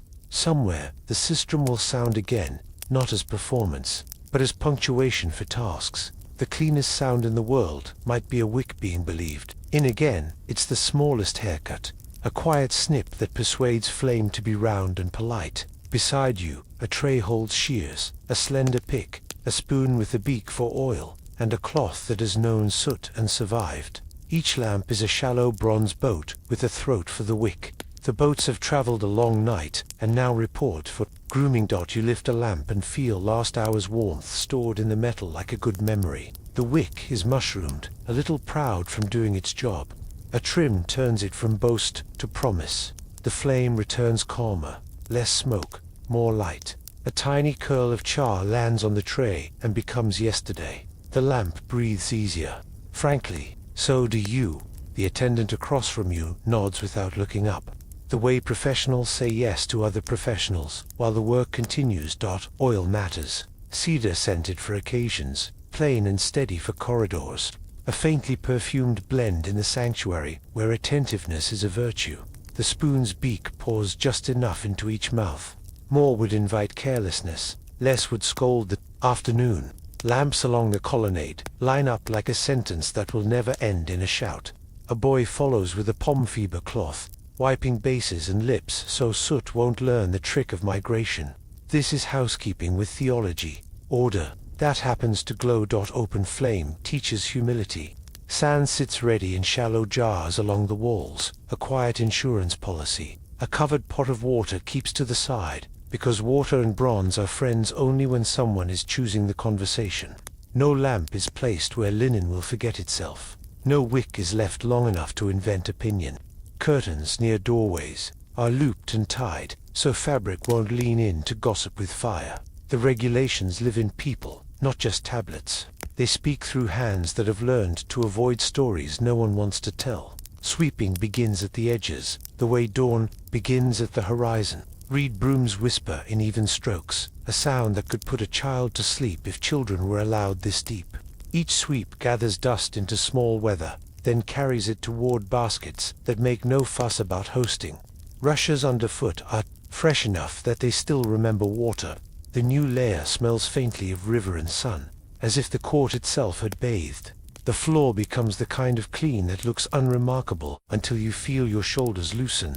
Pigment dust is a different citizen. The blue in the star panels, the red in the borderlines, the green in papyrus crowns each, has pride and fragility. You dust these surfaces as if greeting elders, a soft brush, a breath held, a motion that follows the line rather than challenges it. Cool powder rises, then settles again, chastened and grateful. You learn the trick of not insisting. Paint that has lasted centuries will last another hour, if you remember your place in its story. Reliefs get the same respect. A hand wrapped in thin linen strokes away the fine film that statues and seasons conspire to lay down. Your touch learns to avoid undercuts where mischief hides. Your eye learns to spot the tiny flake that might become a larger conversation. No rubbing, only coaxing. If a spot puzzles you, you ask the senior attendant, who will tilt the lamp and let light decide. Here, leadership is mostly a talent for good angles. In a side room, lamps that have finished are arranged by size and appetite. Each tray's tag carries a simple sign in a outer corridor, offer so feet can move without consulting philosophy. A scribe pauses in the doorway long enough to mark a small square on an ostracon. Lamps trimmed, oil replenished, wicks renewed. His line is not a command so much as a thank you written to the future. Offering tables wait with the patience of seasoned furniture. After the prayers, after the incense has written its cursive and drifted into being memory, the trays move. Nothing here is hurried or showy. Two attendants lift the loaves, the greens, the cups of beer with their flower lids. The food has already done its hard work. Now it will do its second work, which is to become strength in arms and calm in bellies. A path leads from the sanctuary rooms to kitchens and pantries. You step into it and feel the purpose underfoot. Redistribution is its own ceremony, largely silent and entirely decent. First, the people who served inside readers, musicians, doorkeepers, receive portions that match rank and labor, a fairness everybody understands without needing to discuss. Then the staff in the courts, the sweepers, the water carriers, the gardeners with hands still smelling of green. After that, the outer benches, where petitioners and the politely hungry have learned the temple's clock. It is not charity that looks at itself in a mirror. It is a habit that knows its job. The scribe at the doorway notes the flow as he has done all his working life. The numbers feel like a lullaby. Back in the corridor, you reach the lintels with a long-handled brush, the bristles bound like a reed choir. Cobwebs dissolve under persuasion. A swallow that has built above a harmless doorway considers your movement and decides to forgive you. Birds are the temple's freelance staff. They keep insects honest and remind everyone that the sky also works here. A novice passing under the nest touches the wall with 2 fingers and smiles. A superstition perhaps, or simply a greeting to a neighbor. Light moves as you do. Lamps in the colonnade adopt a small, steady language. The sanctuary lamps learn a more meditative grammar and hold their bowls without whispering smoke. Once in a while, one sulks. You lift the wick with the pick, trim again, and the sulk dissolves into cooperation. It is true of people as well. You think. Most sulks answer to maintenance before they answer to speeches.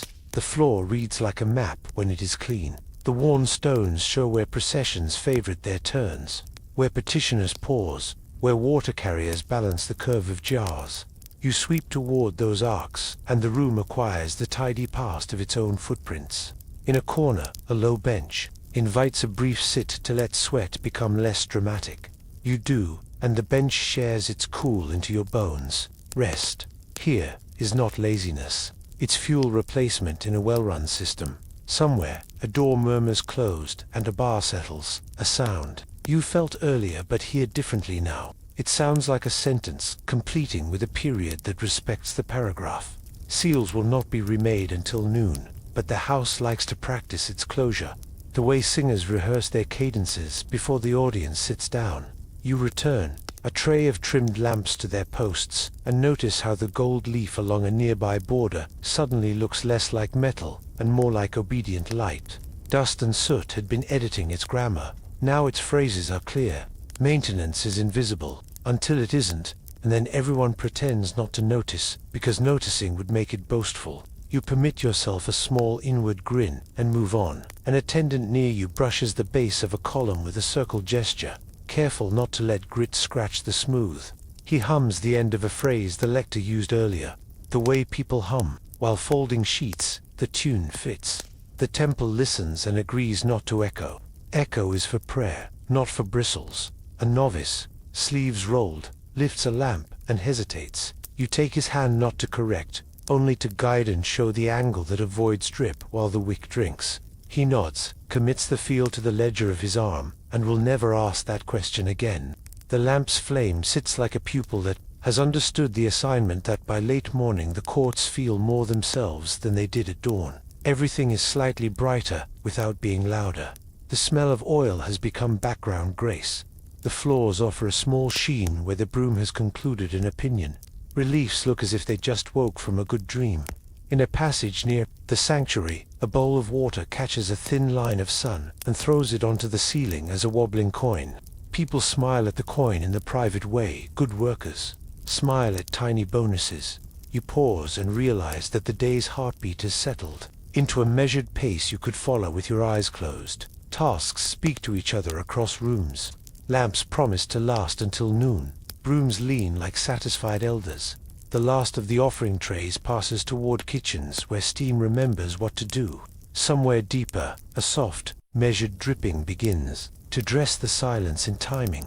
The first clock you notice isn't in the sky. It sits under your breath. A drop, a pause, another drop. The sound wears no jewelry. It wears accuracy. Then, a second clock, less patient, waits above the court where darkness is thinning. A star, bright enough to name, pushes its way along a familiar path, not hurried, just inevitable. Between the two drip on stone, light and air the temple finds, It's minutes. A small chamber near the sanctuary keeps a bowl that has learned how to count. The vessel is stone, thick and kind, its inner wall carved with steps that behave like numbers. Water slips from a small spout at the lip and plinks into the basin with the vote of gravity. Each mark on the inside is a conversation between flow and time. When the water kisses this line, a certain chant will begin. At the next, a door will be reconsidered. At another, lamps will be reminded of their duties. Later dynasties will carve clepsydras like ships and lilies. This one is simpler, and therefore harder to spoil. Someone trained its drip to match a night's middle. Someone tends it now, refilling with a jug that smells faintly of the cool room where river water rests. A scribe watches in the way scribes watch present without crowding. He notes levels with a reed on a little board covered in wax, drawing a line at each agreed moment. The marks matter not because water is stubborn, but because humans are. Ritual requires timing that feels earned. The drip does not bark, it coaxes. It smooths impatience into procedure, nervousness into task. But the water is only one authority. The other lives where roofs become opinions against the sky. Today you are taken by a stair so slow, your ankle joints begin to feel wise. Up top, the breeze has a gentler plan for your skin. Two attendants stand like useful statues at the parapet. One holds a merkheta, a straight wooden sighting bar with a notch at one end and a plumb line hanging like a winter rain. The other holds memory. They wait without looking busy, eyes finding the place where particular stars are supposed to pass. The plumb line discovers vertical in a way no speech can. The merkhet makes a gate. The night does the walking. When a star arrives at the gate, the attendant murmurs a word that is not quite a name, not quite a number. Scholars debate which Deccan stars were watched, in which eras, and how the lists were kept. What you see is the principle that certain star risings and transits can portion the night. 36 decans, one for each 10-day slice of the year, each also lending its light to mark hours before dawn. In practice, stars bow in sequence. The attendants mark the procession with small syllables that behave like beads. Below you, the clepsydra continues its diplomacy with time. Here on the roof, the sky practices its older math. The merket's notch lines up with a star crossing, the line set by the plumb, the way a boat slips through a harbor mouth. It is used since childhood. The attendant lowers the sighting bar, satisfied, and tilts his chin in a direction that makes sense to him and to the scribe waiting at the stair's base.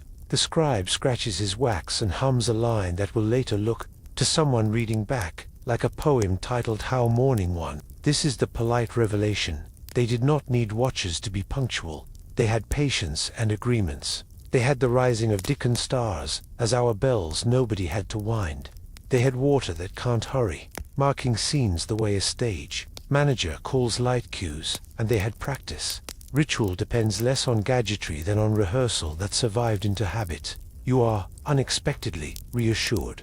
Order here is not a trick. It is a household skill. From the rooftop, you can also read a different kind of timekeeping in stone. The temple knows where East lives. Doorways and axes align with a respect for sunrise that borders on affection. On certain mornings of certain seasons, a shaft of light will be allowed to run like a patient messenger along a corridor and touch a threshold or a carving exactly where elders always said it would. Not every house plays those games, and scholars will argue about intended alignments versus lucky accidents, but the experience doesn't need footnotes. The sky has been saying now since before lists were invented. Builders learned to listen, then taught the building to dot below. A lector's earlier words still tint the air, like the last sweetness of a cup. Up here, the breeze thins them kindly. You stand with the attendants as another bright dot steps into the plumb lines. Little tyranny, and then out again, and it feels like a page being turned by a quiet god. The merket is set aside, and the plumb line allowed to be only a string for a moment. One attendant rubs the cord between thumb and forefinger, checking for fray as if time itself could tangle. He smiles, satisfied. The tool will not invent drama. Today, a new novice climbs the stair with the seriousness of someone carrying nothing and thus terrified of dropping it. He brings news, spoken not shouted. The water in the clock is at the mark that will, by established friendliness, suggest the next set of words inside. The attendants nod. One looks once more at the strengthening east, where the sky learns the color of brass before it learns the color of milk. Then everyone goes down. The temple does not linger on roofs when work waits below. In the clepsydra room, the drip has chosen the line that invites transition. The keeper of the bowl lifts the jug and replenishes with care, not to reset noon, but to carry the sequence through the squeeze of morning when stars retire and sun auditions. He wipes the lip with a cloth, because that is what you do when instruments feed ceremonies. Beside the bowl sits a small stone with drilled holes, some say for calibrating flow, some say for teaching novices. Either way, it makes the room feel clever. You notice that timing is never solitary here. A human count joins a water count. A star cue joins a reed note. A bell in the distance, if there were one, would not be allowed to work alone. The principle is redundancy in service of gentleness. No one is surprised. Everyone is supported. Even mistakes, when they happen, are small enough to be swallowed by courtesy. If a star hid behind a rare cloud, the drip would still speak. If the drip faltered, the sky's grammar would go on. The scribe copies his wax to a strip of papyrus because time deserves to be remembered in both moods, erasable and stubborn. He notes which Dickon was cited and which mark the water kissed. He draws a tiny sign for almost dawn that looks like a jar's rim with a line of light upon it. He will file the strip where other mornings live, so seasons can be counted not just in floods, but in the calm repetition of human precision. Out in the court, light has begun to suggest itself to stone. The first birds inside the walls rehearse their local news. The garden's cool will share itself for another half hour before heat gently applies for the job of governing. Doors stand open, a hand's width wider than before, which is a way of saying soon. Attendants pass with the quiet speed of people who know exactly how long a moment should be. You take a breath and find it matched to the drip you first heard. Perhaps your body has been telling time all along and simply enjoys company. The temple agrees. Stars and water have done their work. People will now do theirs in a day arranged to please both. You are safe in this woven schedule, where nothing hurries you and nothing waits for panic to start. The sky brightens by dignified degrees. A painter would call it a wash. A reader would call it a preface. You could call it permission. Somewhere, a gate creaks in the key of daylight. Somewhere, a broom decides to rest. The bowl ticks out another drop, and the room feels finished with night, even before the sun arrives to sign. A door opens, and nothing rushes. Air moves first cool from the shaded holes into the warmth beyond, and then a ribbon of incense follows, as if it were teaching breeze to read. You step into a courtyard that pretends to have just been born, though it has been practicing this morning for centuries. Outer courts wear welcome like a quiet garment. Columns shade long patches of floor where sandals make the softest decisions. A few families stand near a wall, painting their day intends to be good. A man adjusts a basket that creaks like polite wicker. A woman smooths the top of a jar, as if smoothing her own thoughts. They speak in temple voices, audible, low, confident. In places like this, even news forgets to hurry. A porter gestures toward a table where small offerings are gathered. Flowers from gardens that know the house. Little loaves shaped like suns. Small jars with strings tied clever so lids don't go wandering. There is a place for petitions. Of course there is, and it looks nothing like a courtroom. A scribe sits at a bench with a wax tablet and a reed, not to prosecute anything but to remember. People come one by one, touch brow and throat and palm in greeting, and tell him what they have brought and what they hope. He writes a few signs, the kind that know how to stand for names and wishes without using too many sentences. Sometimes he adds a small sign that means today, sometimes one that means festival soon. Sometimes he simply nods because the face in front of him has said more than ink can respectfully hold. Offerings move with the decency of well-run markets. A boy carries a tray of bread toward a side altar where a priest with the unfussy authority of a good cook arranges it alongside flowers. Another attendant pours water into a shallow basin so hands can be dipped before prayers. Someone touches the surface, touches their forehead, and looks calmer. The temple's outer air smells faintly of flowers and fired clay. Now and then the darker sweetness of incense reaches this far, like music from a room you're not invited into, but are allowed to enjoy anyway. You notice how the space teaches behavior without raising its voice. Lines in the pavement guide feet. A carved threshold line asks sandals to pause. Inscriptions remind rather than threaten, promising good fortune to those who keep order and gentle consequences for those who don't. Children are here and are not corrected often because the space itself calms them. They look up at painted ceilings where stars have been trained to keep their places, and they imitate. Vendors do not crowd the gates. They wait at a respectful distance with figs and small trinkets, ready for after, understanding that the morning's first business is between humans and what they hope is listening. Sometimes a petitioner brings a little statue, a household image that has kept watch over sleepers and lamps. The scribe notes the visit. An attendant touches the home god's brow with incense and returns it, with a sentence about favor that manages to be both formula and kindness. A woman opens her basket to show a string of onions and an apron with clean stitches. The scribe smiles, adds a line, and gestures toward a niche where a brief prayer can be said without feeling watched. The temple is large enough that privacy can be found in pieces. News travels gently here. A man whispers to the scribe that his brother's boat came in late with jars for the storehouse. The scribe nods, already aware, and adds the tiniest dot beside a line on his tablet, a dot that means we spoke. To young people hand over garlands from a garden court. Their fingers smell of crushed leaf, and they walk away with that peculiar happiness that comes from having been useful. An old woman sits at a bench near a basin and shares quiet stories with anyone who needs to borrow some patience. The temple, for all its marble seriousness, makes room for benches like hers. At the shaded edge of the court stands a door that will not open today. And this is important too. Behind it lives the processional bark, the portable shrine that turns festivals into voyages.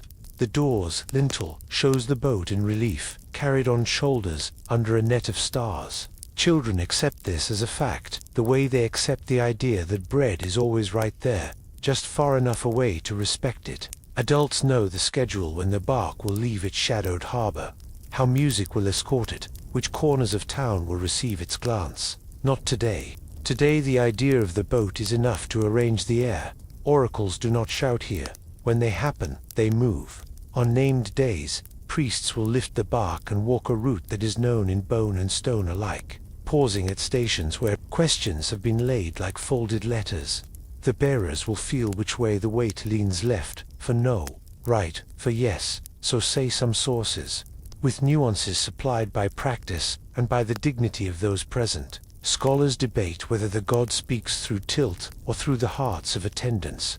The court, on such mornings, agrees not to argue and simply listens. Today, without the bark moving, listening still happens. It turns out listening is useful. Even when nothing answers in public, you watch a small procession that is not a procession. Two attendants take a tray from the offerings table and carry it to a side altar where prayers for health tend to land. A man with a bandaged hand follows at a respectful distance, not to hover, but to be nearby when words need a witness. A woman murmurs something measured and puts down a small ring of woven grass beside the loaves, like a promise that will be tested gently by time. Nobody presses forward. Nobody must be pulled back. From the far colonnade, music tries a footstep. A hand drum finds a heartbeat that refuses to alarm anyone. A sistrum tests shivers, a bar of light, and then rests. In another season this court would be loud with daytime traders, with messengers crossing on their way to official rooms. This hour protects calm by decree and habit both. The city outside may already be negotiating prices and gossip. Inside, people consent to the slower grammar. A novice brings a small tablet to the scribe, a petition for a modest repair to a door that has been loyal for many years and now squeaks in the wrong key. The scribe adds the door to the day, draws the sign for hinge, and then, because he cannot help himself, draws a little dot that means oil. He smiles at his own joke. The novice tries not to.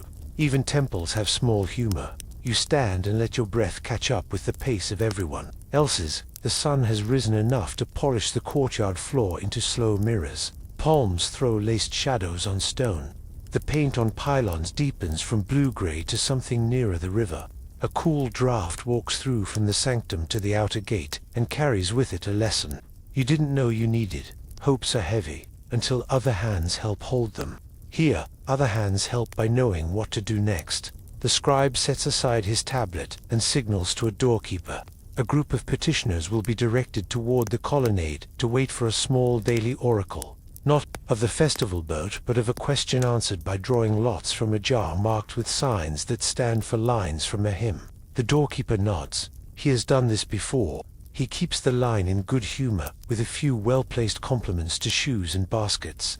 The jar appears, the lots are read, and the answers are soft and useful, the sort that turn a day a degree, toward yes.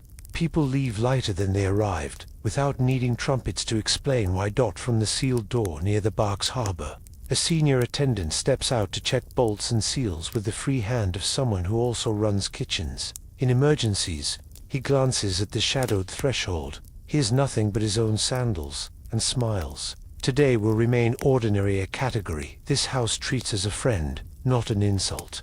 But the carvings above his head keep their promise. On feast days, the boat will move. The door that never opens does. It does not swing, it exhales. A ribbon of shadow folds back on itself, and a hush ripples through a crowd, already quiet. You think you know bright until you see sunlight. Remember gold. The portable bark shrine glows without arguing. It wears its own mourning. Bearers step forward, as if the ground were giving an invitation. The boat sits on a litter with long poles, banded in leather where shoulders will live.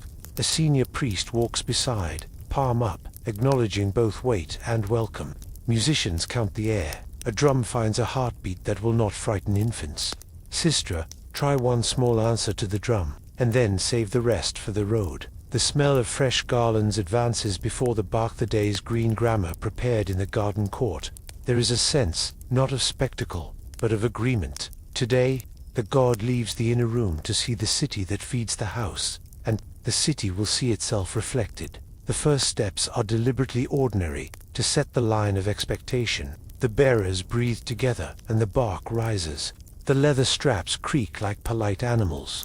Sun catches gilt at the prow and turns it into a soft flash that moves like a fish underwater. People at the edges bow by inches, not by yard. Children learn quickly. They imitate the adult's posture, eyes wide but bodies calm. A woman lifts her toddler, and the child touches two fingers to brow the way someone taught. The boat moves past, and the gesture becomes the child's for life. Avenue stones remember these feet. Way stations wait along the route under shade. That planners made from palm ribs and linen. At each station, the bearers pause just enough. The bark rests on carved supports. Priests offer brief words that are more like weather forecasts than like speeches. Praise, thanks, requests stated without drama. Sources suggest the bark's pauses could also be moments for oracular leanings, a slight, felt tilt that those trained to attend would read. To you it looks like a conversation conducted by gravity and grace. In any case, nothing is rushed. Answers are folded into the day, the way salt is folded into dough. Vendors keep their distance and their good sense. Figs, water, and small cakes appear as if they had been waiting behind polite curtains. Neighbors share shade and news. Old friends place hands on each other's shoulders and remember former processions in low voices. A visiting merchant murmurs to his companion that he has never seen a crowd order itself with so little scolding. The companion points out the temple watchman posted at intervals, staves upright, faces patient. Law is present, but it prefers to be accepted rather than displayed. Music changes the temperature by degrees. A shawm whispers where a lane opens to river air, then stills when the bark turns toward a narrow gate, as if woodwind and stone had made a pact.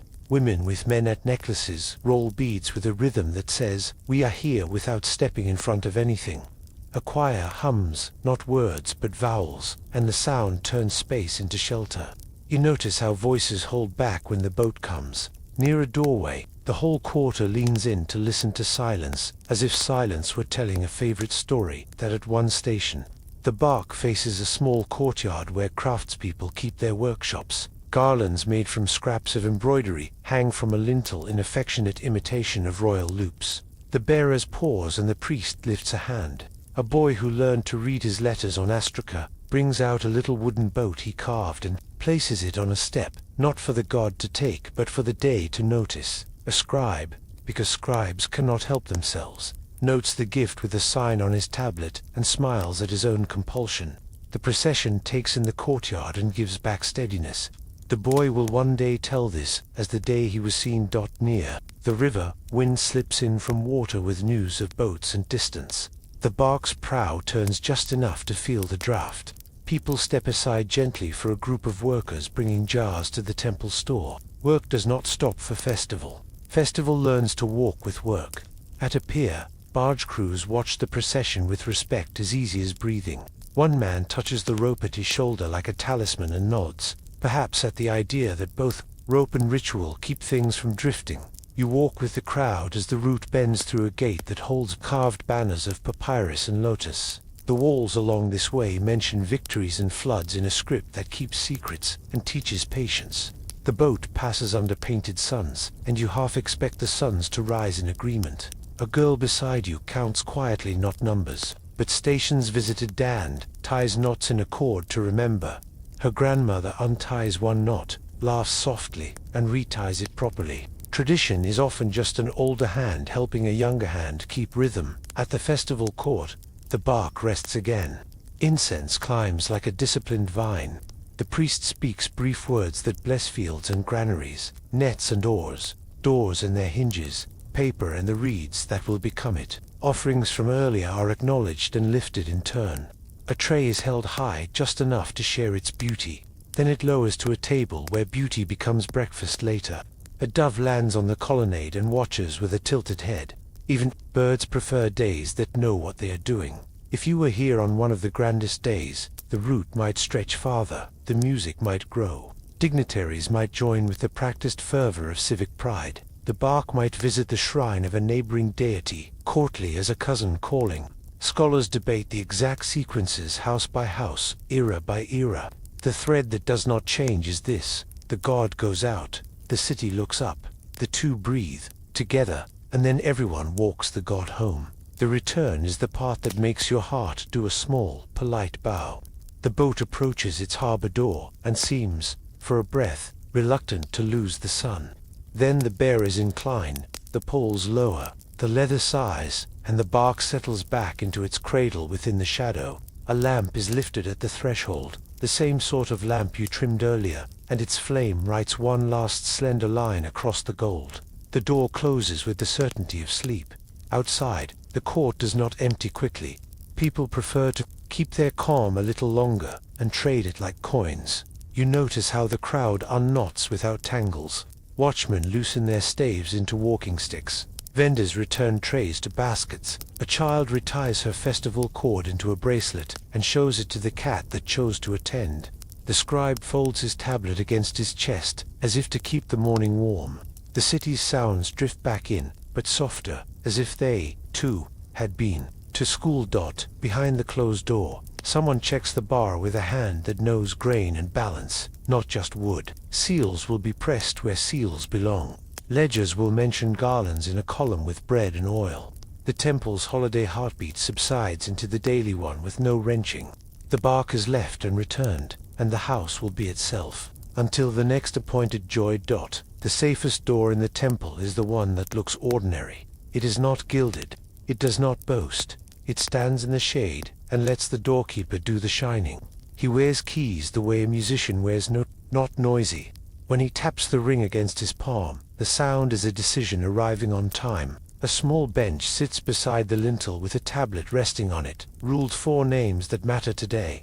People approach with the relaxed seriousness of seasoned guests. A carpenter to fetch 2 pegs and a measure of oil. A brewer to exchange a cracked jar for one without ambitions.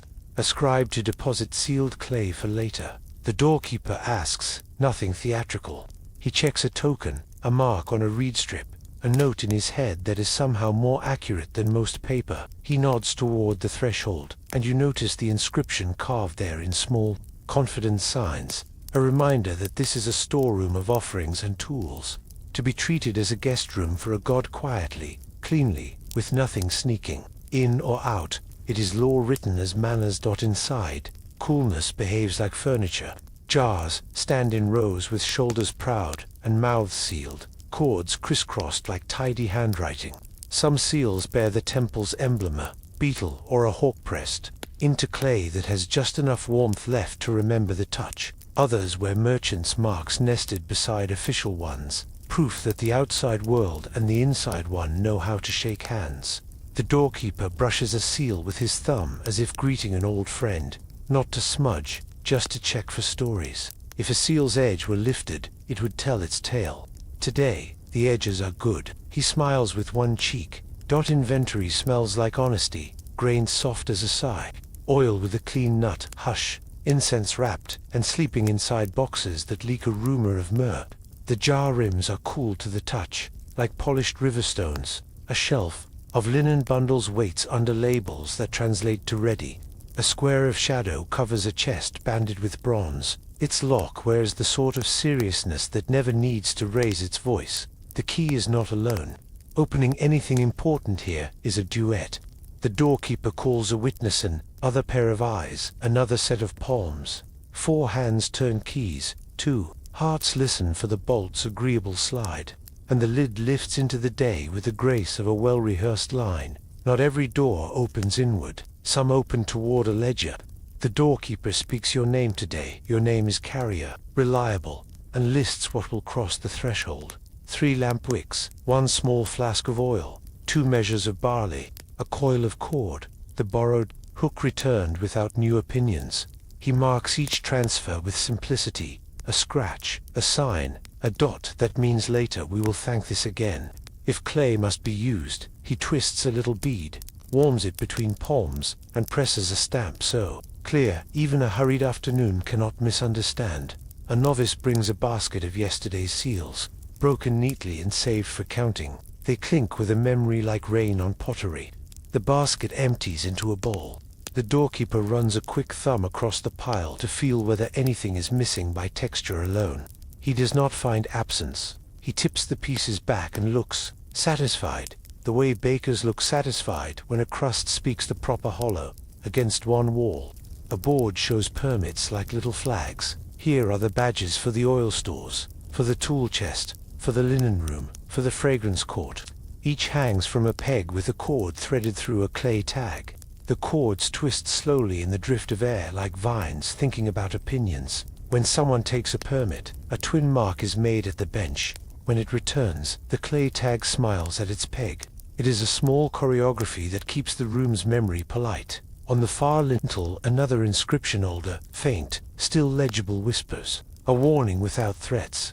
Let the boundary hold. Let hands be clean. Let words be enough.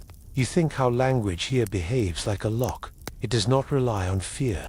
It relies on the fact that doors are expected to be believed. Safety lives in small habits. Ladders lean with their feet tied, so they won't think of wandering.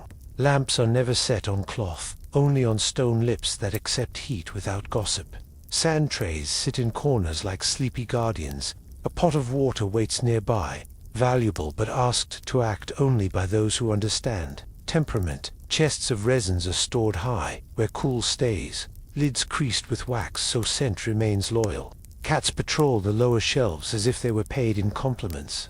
They accept the wage. A visitor might expect guards with spears, and yes, watchmen, cross the court outside with staffs and the calm of trained eyes. Inside, the true watch is inventory. A row of reeds on a tablet says this jar exists. Another row says it still exists.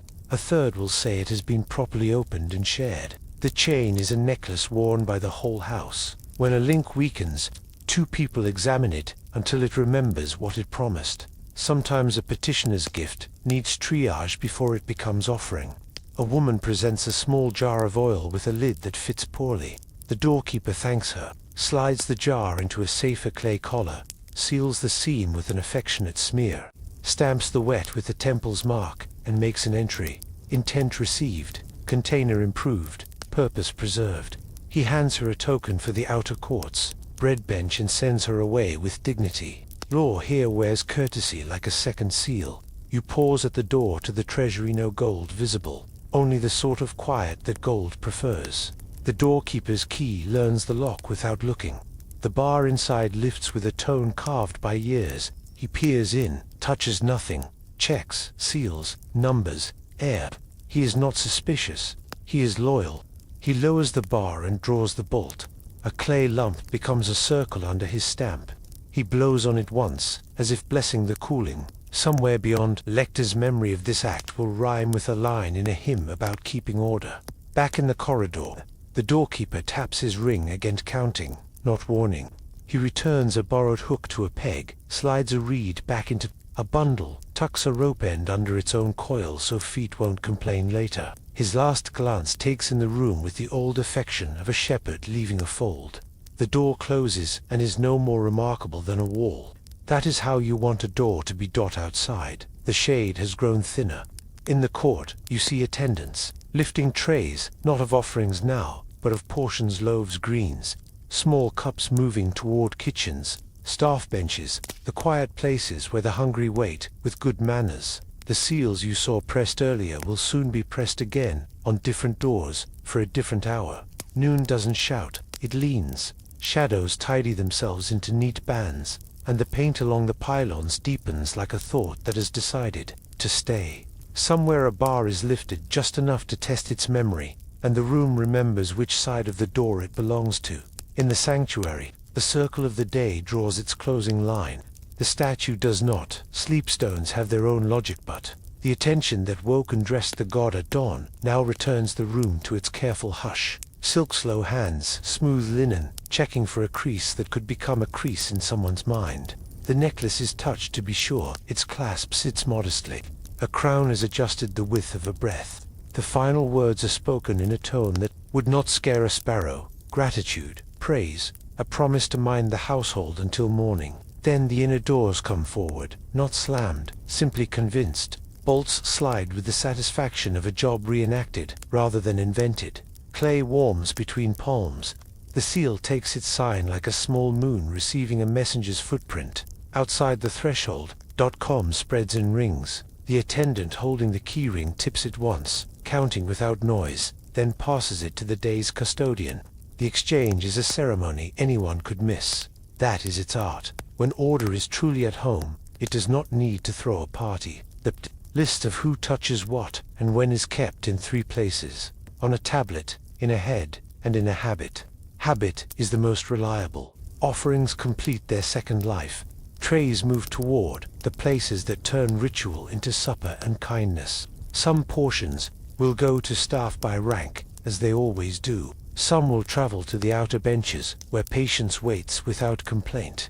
A woman who came early with a small petition now receives a loaf and sits in the shade to share it with an old friend. The two of them talking about grandchildren and the price of fish with the appreciative expertise of historians. Redistribution, here, is not a gesture. It is a plan. The temple keeps its promises to the god by keeping its promises to people. Linen attends to itself in quiet corners. Cloth used in the morning is unpinned, aired, and laid flat so that no scent lingers beyond its welcome. Lists note which pieces return to storage, and which go to the laundry court where natron and water will persuade fibers into tomorrow. Strips set aside for straining oils are rinsed and hung where breeze behaves like a patient teacher. New linen, measured earlier, waits, folded with edges aligned as if expecting inspection from a friendly aunt. You run a finger along a hem and find a stitch, so even it makes the idea of sloppiness embarrassed. Lamps accept a midday rest. The ones needed for corridors remain. Others are empty to finger widths and set on a shelf where light is unnecessary, but readiness is not. Wicks are coiled like sleeping snakes in a little jar, tidy population waiting for employment.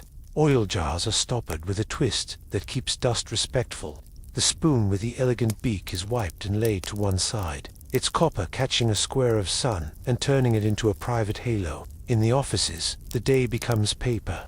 A scribe reads the morning's entries aloud, a melody of loaves and locks, jars and garlands, tasks and thanks. Another scribe answers with a chorus in red ink rules, reminders, the gentle grammar of thus and therefore. Totals line up like sandals after a procession. The steward nods when the sums land where they should. If a line asks for tomorrow, hinge Pickman, oil he adds a dot. That means it will happen, and somehow the dot does part of the work. Outside, someone sneezes, and the echo makes even the walls seem to agree. Heat makes its case in the courts, but stone and shade win the argument. Workers move slower and smarter. A water carrier balances a jar with a shoulder that has learned diplomacy. He tips a cup for a gardener, and then for the cat that supervises him. The cat accepts, as if hydration were a philosophical position. Near the garden gate, a young attendant practices knotting garland cord, the way a student practices handwriting, first with effort, then with relief, when fingers remember. Her teacher does not correct. She ties one alongside and laughs softly when both knots look like cousins. Somewhere a craftsman mends a tray with a thin shaving of wood and a smear of glue that smells faintly of trees, deciding to continue. He holds the repair to the light and declares it good with a nod only he sees. These are the repairs that never make it into chronicles, the stitches that keep centuries from unraveling over small pride. A door receives a polite drop of oil. It ceases to sing in the wrong key. A stone chip is collected before it becomes a trip rumor. Safety, here, is not an event. It is a culture. The outer court moderates afternoon. A few more visitors, a few more thanks, a few more questions answered by lots and common sense. A child carries a tiny basket of petals and sprinkles them under the supervision of an aunt, who believes in beauty the way some people believe in timetables. A quiet exchange of news travels along the colonnade boats. A river, grain prices steady, a neighbor's daughter married, a fig tree performing above expectation. If a dispute begins to think about being born, a doorkeeper walks through it, with an eyebrow that ends the pregnancy. The temple prefers prevention. When the sun stands tall enough to see its reflection in every polished thing, the inner attendants make one more tour. They check lamps, doors, seals, floor, table edges, the way a reader checks a paragraph for loose commas. They do not find any. A final wisp of incense is offered not for spectacle, but for closure. The smoke rises as if filling in a line left for it earlier, a signature that looks like air remembering how to write. The key ring returns to its peg with the definitive click of a period. Clay seals, cool now, hold their emblems with the calm of coins that will not be spent. The water clock is nudged to its afternoon posture, not for ceremony, simply so evening will arrive as gracefully as morning did. Notes for tomorrow are stacked under a weight shaped like a curled animal that has never had to be fierce. The steward stretches his back and smiles at the kind of fatigue that proves a system, not a hurry. You step into the sunlit court and find the daylight on your shoulders, and rather proud of its own neatness. The temple has moved from verbs to nouns. Doors closed, lamps trimmed, linen folded, bread shared, numbers written, promises kept. Nothing announces this. Everything demonstrates it.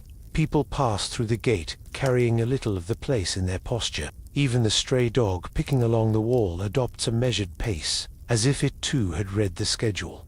A novice sits briefly on the low step where morning began, and schools his breathing to the length of a verse. He is not being mystical. He is training. Tomorrow will ask for the same hands, the same eyes, the same patience, and it is wise to arrive with all three. You sit beside him for a moment, and let the cool of the stone make itself available to your calves. Rest requires an invitation. The house offers one without fuss. By the time you stand, the light has shifted into the color that flatters everything. The palm shadows reach toward each other like old friends strolling. A tray from the kitchen passes with cups for the last round of staff. Laughter follows in a polite sighs. A reed pen is rinsed and laid to dry. The cat finds the warm corner of a threshold and demonstrates the practical application of being alive.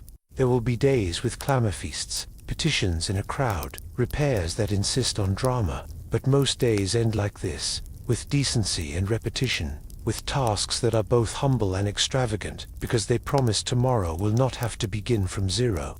The last look into the inner court shows a line of shadow fitted neatly to a line of stone. It pleases the eye, and because it pleases the eye, the mind's weather improves.